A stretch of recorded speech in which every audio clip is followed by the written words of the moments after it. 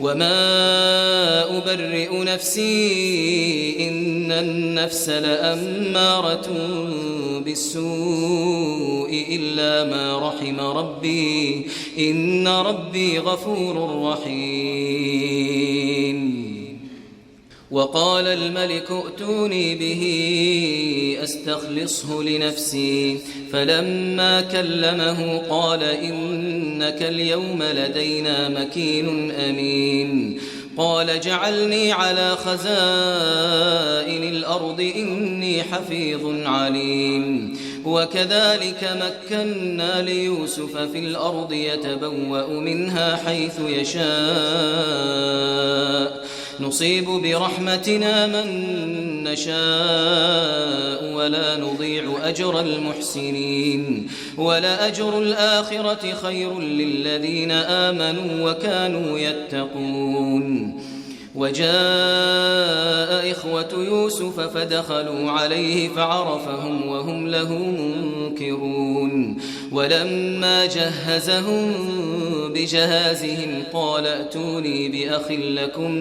من أبيكم ألا ترون أني أوفي الكيل وأنا خير المنزلين فإن لم تأتوني به فلا كيل لكم عندي ولا تقربون. قالوا سنراود عنه أباه وإنا لفاعلون. وقال لفتيانه جعلوا بضاعتهم في رحالهم لعلهم يعرفونها إذا انقلبوا إلى أهلهم لعلهم يرجعون. فلما رجعوا إلى أبيهم قالوا يا أبانا منع منا الكيل فأرسل معنا أخانا نكتل وإنا له لحافظون. قال هل آمنكم عليه إلا كما أمنتكم على أخيه من قبل فالله خير حافظا وهو أرحم الراحمين. ولما فتحوا متاعهم وجدوا بضاعتهم ردت إليهم قالوا يا أبانا ما نبغي هذه بضاعتنا ردت إلينا ونمير أهلنا ونحفظ أخانا ونزداد كيل بعير ذلك كيل يسير. قال لن أرسله معكم حتى تؤتون موثقا من الله لتأتونني به إلا أن يحاط بكم. فلما آتوه موثقهم قال الله على ما نقول وكيل. وقال يا بني لا تدخلوا من باب واحد وادخلوا من أبواب متفرقة وما أغني عنكم من الله من شيء إن الحكم إلا لله عليه توكلت وعليه فليتوكل المتوكلون. ولما دخلوا من حيث أمرهم أبوهم ما كان يغني عنهم من الله من شيء إلا حاجة في نفس يعقوب قضاها وإنه لذو علم لما علمناه ولكن أكثر الناس لا يعلمون. ولما دخلوا على يوسف آوى إليه أخاه قال إني أنا أخوك فلا تبتئس بما كانوا يعملون. فلما جهزهم بجهازهم جعل السقاية في رحل أخيه ثم أذن مؤذن أيتها العير إنكم لسارقون. قالوا وأقبلوا عليهم ماذا تفقدون؟ قالوا نفقد صواع الملك ولمن جاء به حمل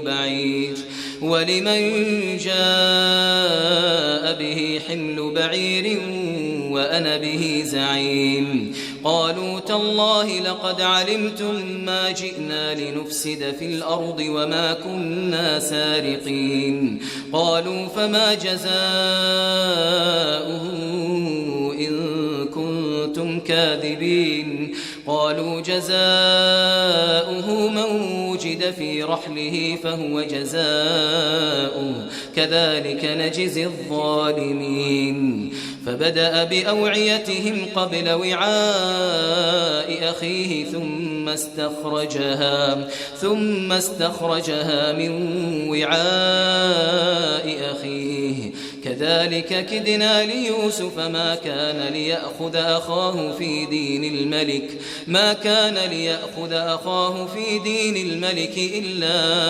أن يشاء الله نرفع درجات من نشاء وفوق كل ذي علم عليم قالوا إن يسرق فقد سرق أخ له من قبل فأسرها يوسف في نفسه ولم يبدها لهم قال أنتم شر مكانا والله أعلم بما تصفون قالوا يا أيها العزيز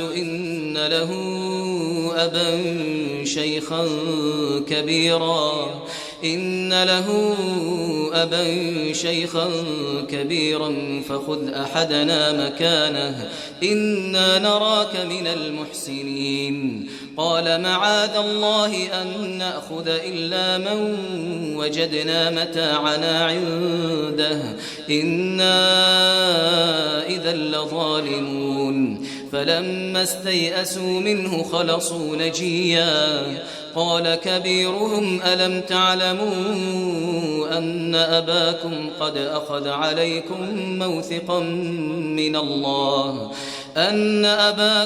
أخذ عليكم موثقا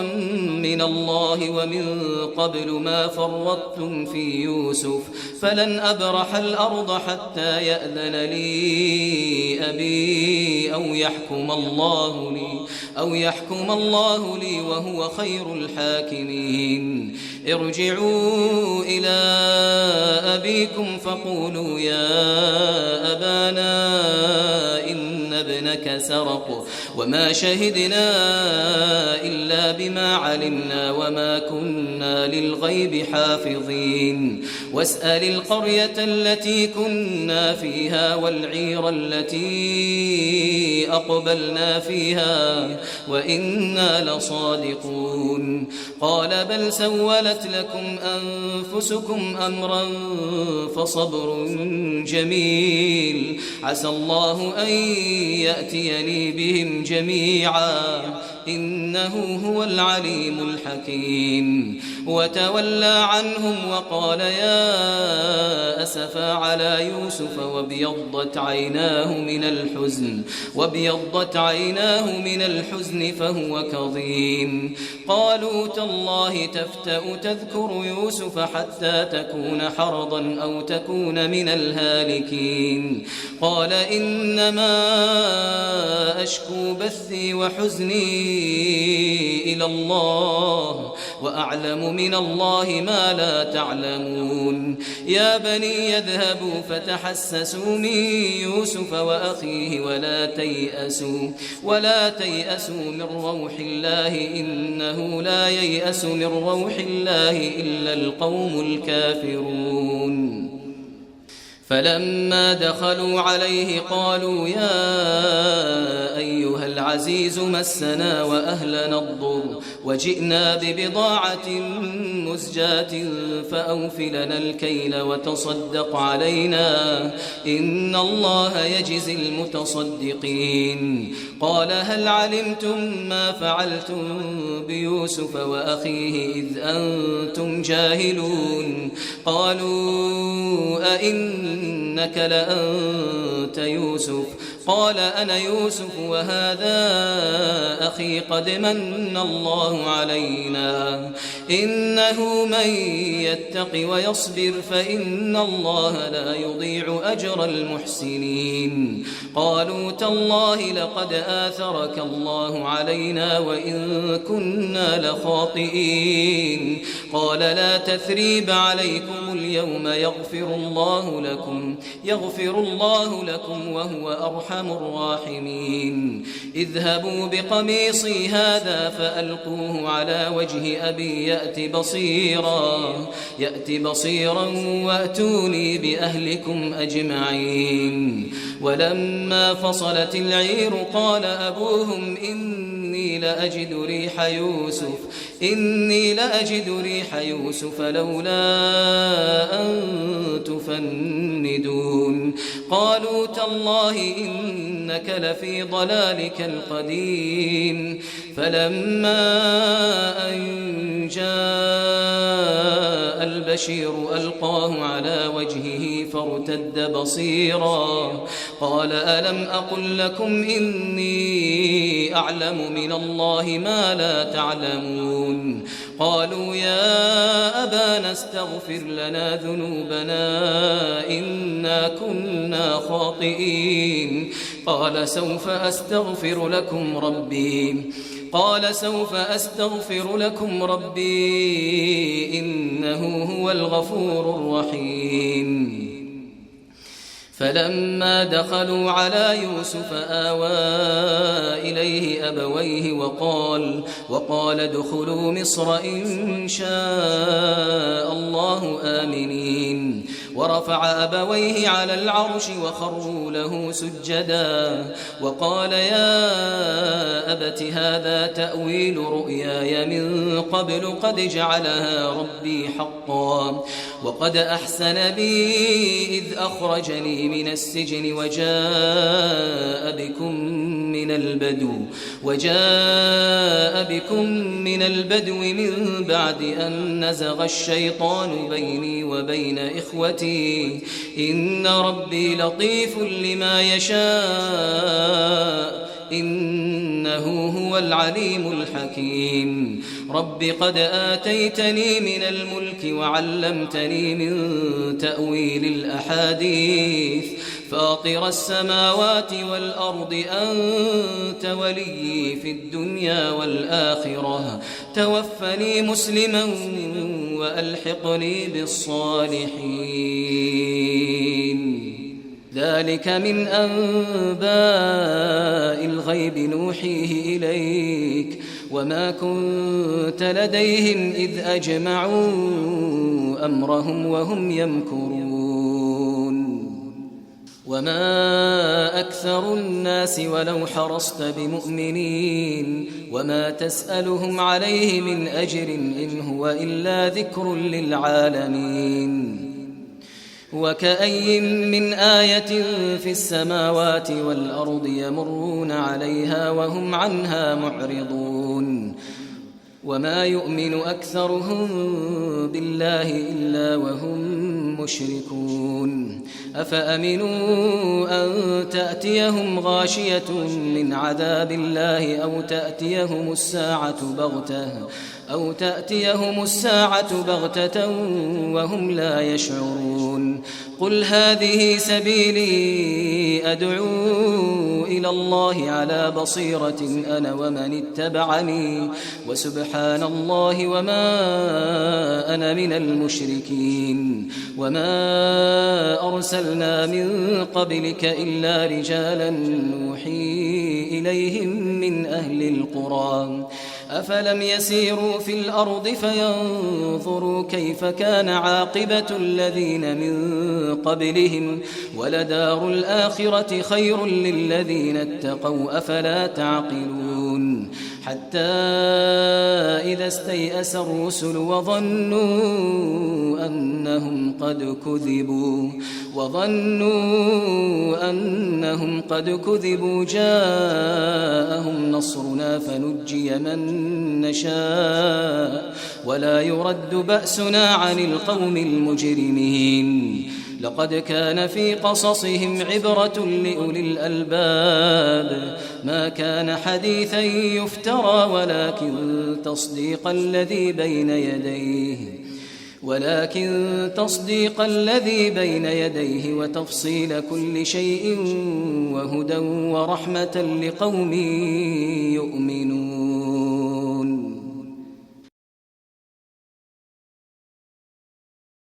بسم الله الرحمن الرحيم. ألف لام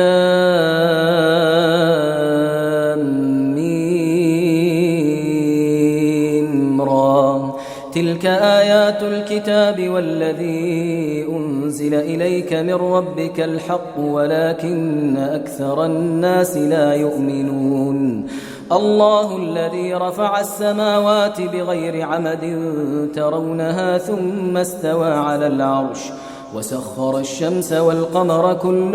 يجري لأجل مسمى يدبر الأمر يفصل الآيات لعلكم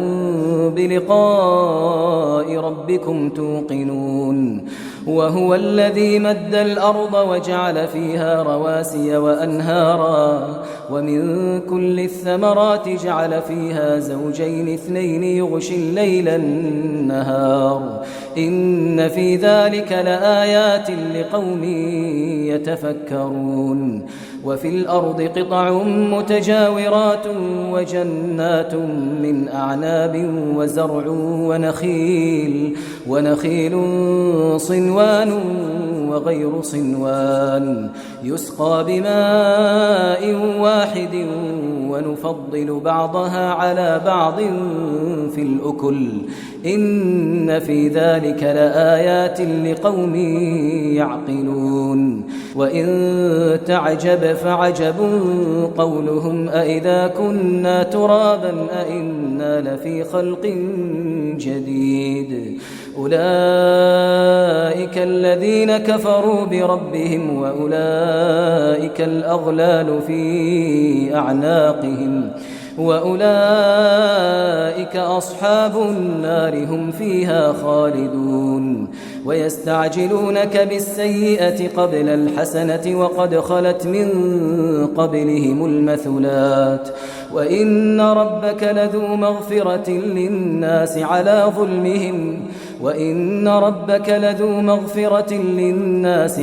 ظلمهم وإن ربك لشديد العقاب. ويقول الذين كفروا لولا أنزل عليه آية من ربه إنما أنت منذر ولكل قوم هاد الله يعلم ما تحمل كل أنثى وما تغيض الأرحام وما تزداد وكل شيء عنده بمقدار. عالم الغيب والشهادة الكبير المتعال. سواء منكم من أسر القول ومن جهر به ومن هو مستخف بالليل وسارب بالنهار له معقبات من بين يديه ومن خلفه يحفظونه من أمر الله إن الله لا يغير ما بقوم حتى يغيروا ما بأنفسهم إن الله لا يغير ما بقوم حتى يغيروا ما بأنفسهم وإذا أراد الله بقوم سوءا فلا مرد له وما لهم من دونه من وال. هو الذي يريكم البرق خوفا وطمعا وينشئ السحاب الثقال ويسبح الرعد بحمده والملائكة من خيفته ويرسل الصواعق فيصيب بها من يشاء وهم يجادلون في الله وهو شديد المحال. له دعوة الحق والذين يدعون من دونه لا يستجيبون لهم لا يستجيبون لهم بشيء إلا كباسط كفيه إلى الماء ليبلغ فاه وما هو ببالغه وما دعاء الكافرين إلا في ضلال. ولله يسجد من في السماوات والأرض طوعا وكرها وظلالهم بالغدو والآصال. قل من رب السماوات والأرض قل الله. قل أفاتخذتم من دونه أولياء لا يملكون لأنفسهم نفعا ولا ضرا. قل هل يستوي الأعمى والبصير أم هل تستوي الظلمات والنور أم جعلوا لله شركاء خلقوا كخلقه فتشابه الخلق عليهم قل الله خالق كل شيء وهو الواحد القهار. أنزل من السماء ماء فسالت أودية بقدرها فاحتمل السيل زبدا رابيا ومما يوقدون عليه في النار ابتغاء حلية أو متاع زبد مثله كذلك يضرب الله الحق والباطل فأما الزبد فيذهب جفاء وأما ما ينفع الناس فيمكث في الأرض كذلك يضرب الله الأمثال. للذين استجابوا لربهم الحسنى والذين لم يستجيبوا له لو أن لهم ما في الأرض جميعا ومثله معه لافتدوا به أولئك لهم سوء الحساب ومأواهم جهنم وبئس المهاد. أفمن يعلم أنما أنزل إليك من ربك الحق كمن هو أعمى إنما يتذكر أولو الألباب الذين يوفون بعهد الله ولا ينقضون الميثاق والذين يصلون ما أمر الله به أن يوصل ويخشون ربهم ويخافون سوء الحساب والذين صبروا ابتغاء وجه ربهم وأقاموا الصلاة وأنفقوا مما رزقناهم سرا وعلانية ويدرؤون بالحسنة السيئة أولئك لهم عقبى الدار جنات عدن يدخلونها ومن صلح من آبائهم وأزواجهم وذرياتهم والملائكة يدخلون عليهم من كل باب سلام عليكم بما صبرتم فنعم عقبى الدار. والذين ينقضون عهد الله من بعد ميثاقه ويقطعون ما أمر الله به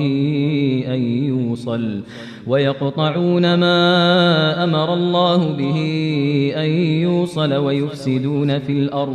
ويفسدون في الأرض أولئك لهم اللعنة ولهم سوء الدار. الله يبسط الرزق لمن يشاء ويقدر وفرحوا بالحياة الدنيا وما الحياة الدنيا في الآخرة إلا متاع. ويقول الذين كفروا لولا أنزل عليه آية من ربه قل إن الله يضل من يشاء ويهدي إليه من أناب. الذين آمنوا وتطمئن قلوبهم بذكر الله ألا بذكر الله تطمئن القلوب الذين آمنوا وعملوا الصالحات طوبى لهم وحسن مآب كذلك أرسلناك في أمة قد خلت من قبلها أمم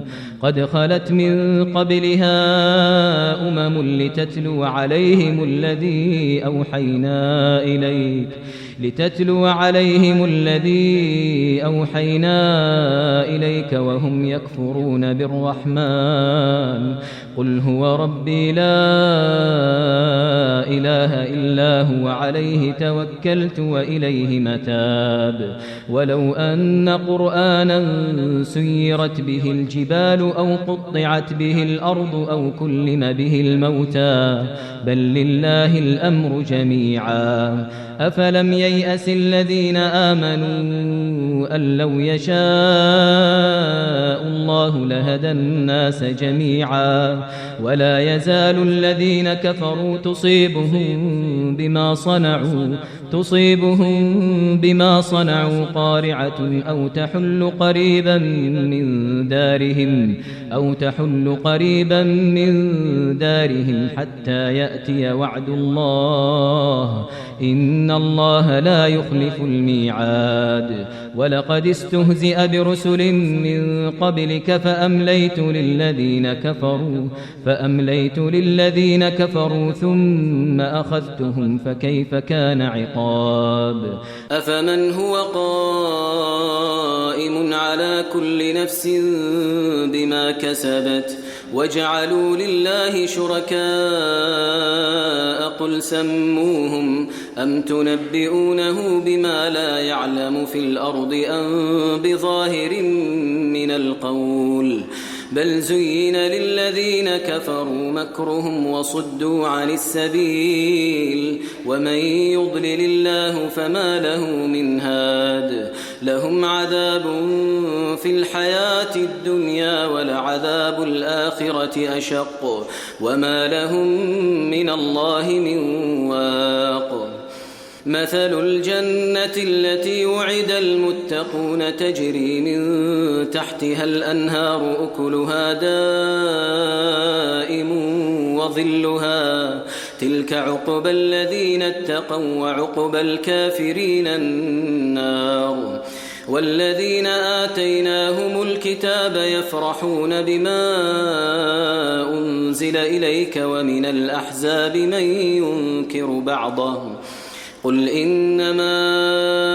أمرت أن أعبد الله ولا أشرك به إليه أدعو وإليه مآب وكذلك أنزلناه حكما عربيا ولئن اتبعت أهواءهم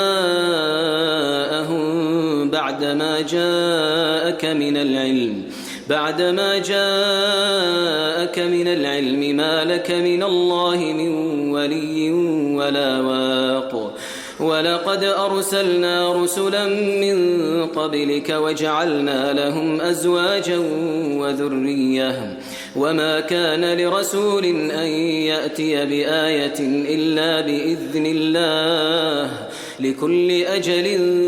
كتاب يمحو الله ما يشاء ويثبت وعنده أم الكتاب وإما نرينك بعض الذي نعدهم أو نتوفينك فإنما عليك البلاغ وعلينا الحساب أولم يروا أنا نأتي الأرض ننقصها من أطرافها والله يحكم لا معقب لحكمه وهو سريع الحساب وقد مكر الذين من قبلهم فلله المكر جميعا يعلم ما تكسب كل نفس وسيعلم الكفار لمن عقبى الدار ويقول الذين كفروا لست مرسلا قل كفى بالله شهيدا بيني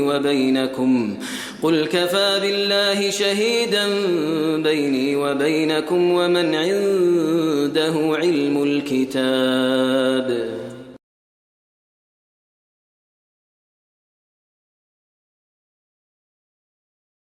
بسم الله الرحمن الرحيم. ألف لام را كتاب أنزلناه إليك لتخرج الناس من الظلمات إلى النور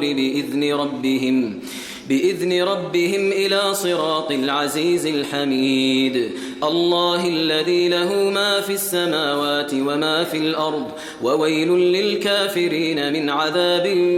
شديد. الذين يستحبون الحياة الدنيا على الآخرة ويصدون عن سبيل الله ويبغونها عوجا أولئك في ضلال بعيد. وما أرسلنا من رسول إلا بلسان قومه ليبين لهم فيضل الله من يشاء ويهدي من يشاء وهو العزيز الحكيم. ولقد أرسلنا موسى بآياتنا أن أخرج قومك من الظلمات إلى النور وذكرهم بأيام الله إن في ذلك لآيات لكل صبار شكور. وإذ قال موسى لقومه اذكروا نعمة الله عليكم إذ أنجاكم من آل فرعون يسومونكم سوء العذاب ويذبحون أبناءكم ويستحيون نساءكم وفي ذلكم بلاء من ربكم عظيم. وإذ تأذن ربكم لئن شكرتم لأزيدنكم ولئن كفرتم إن عذابي لشديد. وقال موسى إن تكفروا أنتم ومن في الأرض جميعا فإن الله لغني حميد. ألم يأتكم نبأ الذين من قبلكم قوم نوح وعاد وثمود والذين من بعدهم لا يعلمهم إلا الله جاءتهم رسلهم بالبينات فردوا أيديهم في أفواههم وقالوا إنا كفرنا بما أرسلتم به وإنا لفي شك مما تدعوننا إليه مريب. قالت رسلهم أفي الله شك فاطر السماوات والأرض يدعوكم ليغفر لكم من ذنوبكم ويؤخركم إلى أجل مسمى. قالوا إن أنتم إلا بشر مثلنا تريدون أن تصدونا عما كان يعبد آباؤنا فأتونا بسلطان مبين. قالت لهم رسلهم إن نحن إلا بشر مثلكم ولكن الله يمن على من يشاء من عباده وما كان لنا أن نأتيكم بسلطان إلا بإذن الله وعلى الله فليتوكل المؤمنون. وما لنا ألا نتوكل على الله وقد هدانا سبلنا ولنصبرن على ما آذيتمونا وعلى الله فليتوكل المتوكلون. وقال الذين كفروا لرسلهم لنخرجنكم من أرضنا أو لتعودن في ملتنا فأوحى إليهم ربهم لنهلكن الظالمين ولنسكننكم الأرض من بعدهم ذلك لمن خاف مقامي وخاف وعيد. واستفتحوا وخاب كل جبار عنيد من ورائه جهنم ويسقى من ماء صديد يتجرعه ولا يكاد يسيغه ويأتيه الموت من كل مكان وما هو بميت ومن ورائه عذاب غليظ مثل الذين كفروا بربهم أعمالهم كرماد اشتدت به الريح في يوم عاصف لا يقدرون مما كسبوا على شيء ذلك هو الضلال البعيد ألم تر أن الله خلق السماوات والأرض بالحق إن يشأ يذهبكم ويأتي بخلق جديد وما ذلك على الله بعزيز وبرزوا لله جميعا فقال الضعفاء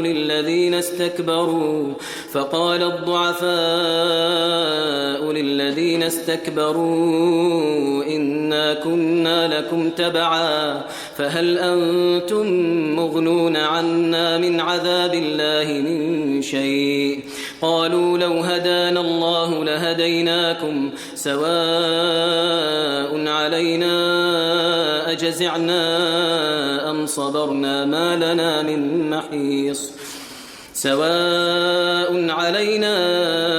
أجزعنا أم صبرنا ما لنا من محيص وقال الشيطان لما قضي الأمر إن الله وعدكم وعد الحق ووعدتكم فأخلفتكم وما كان لي عليكم من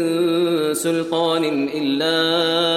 أن دعوتكم فاستجبتم لي فلا تلوموني ولوموا أنفسكم ما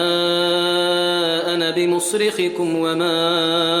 أنتم بمصرخي إني كفرت بما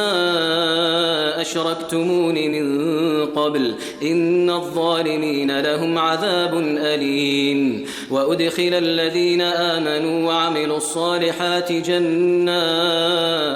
جنات تجري من تحتها الأنهار خالدين فيها بإذن ربهم تحيتهم فيها سلام ألم تر كيف ضرب الله مثلا كلمة طيبة كشجرة طيبة أصلها ثابت وفرعها في السماء تؤتي أكلها كل حين بإذن ربها ويضرب الله الأمثال للناس لعلهم يتذكرون ومثل كلمة خبيثة كشجرة خبيثة اجتثت من فوق الأرض ما لها من قرار يثبت الله الذين آمنوا بالقول الثابت في الحياة الدنيا وفي الآخرة ويضل الله الظالمين ويفعل الله ما يشاء ألم تر إلى الذين بدلوا نعمة الله كفرا وأحلوا قومهم دار البوار جهنم يصلونها وبئس القرار وجعلوا لله أندادا ليضلوا عن سبيله قل تمتعوا فإن مصيركم إلى النار قل لعبادي الذين آمنوا يقيموا الصلاة وينفقوا مما رزقناهم سرا وعلانية من قبل أن يأتي يوم لا بيع فيه ولا خلال الله الذي خلق السماوات والأرض وأنزل من السماء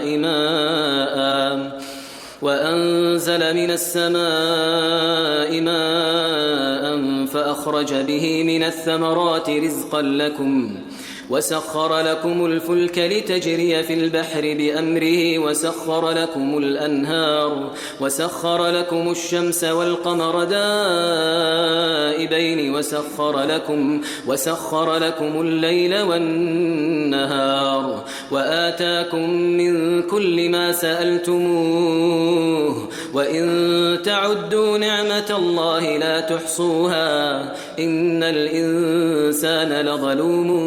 كفار وإذ قال إبراهيم رب اجعل هذا البلد آمنا واجنبني وبني أن نعبد الأصنام رب إنهن أضللن كثيرا من الناس فمن تبعني فإنه مني ومن عصاني فإنك غفور رحيم ربنا إني أسكنت من ذريتي بواد غير ذي زرع عند بيتك المحرم ربنا ليقيموا الصلاة فاجعل أفئدة من الناس تهوي إليهم وارزقهم من الثمرات لعلهم يشكرون ربنا إنك تعلم ما نخفي وما نعلن وما يخفى على الله من شيء في الأرض ولا في السماء الحمد لله الذي وهب لي على الكبر إسماعيل وإسحاق إن ربي لسميع الدعاء رب اجعلني مقيم الصلاة ومن ذريتي ربنا وتقبل دعاء ربنا اغفر لي ولوالدي وللمؤمنين يوم يقوم الحساب ولا تحسبن الله غافلا عما يعمل الظالمون إنما يؤخرهم ليوم تشخص فيه الأبصار مهطعين مقنعي رؤوسهم لا يرتد إليهم طرفهم وأفئدتهم هواء وأنذر الناس يوم يأتيهم العذاب فيقول الذين ظلموا ربنا أخرنا إلى أجل قريب نجب دعوتك ونتبع الرسل أولم تكونوا أقسمتم من قبل ما لكم من زوال وسكنتم في مساكن الذين ظلموا أنفسهم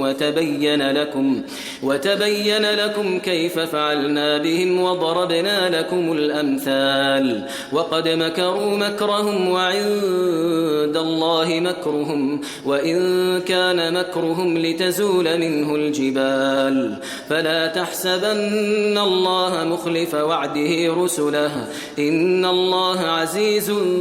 ذو انتقام يوم تبدل الأرض غير الأرض والسماوات وبرزوا لله الواحد القهار وترى المجرمين يومئذ مقرنين في الأصفاد سرابيلهم من قطران وتغشى وجوههم النار ليجزي الله كل نفس ما كسبت إن الله سريع الحساب هذا بلاغ للناس ولينذروا به وليعلموا أنما هو إله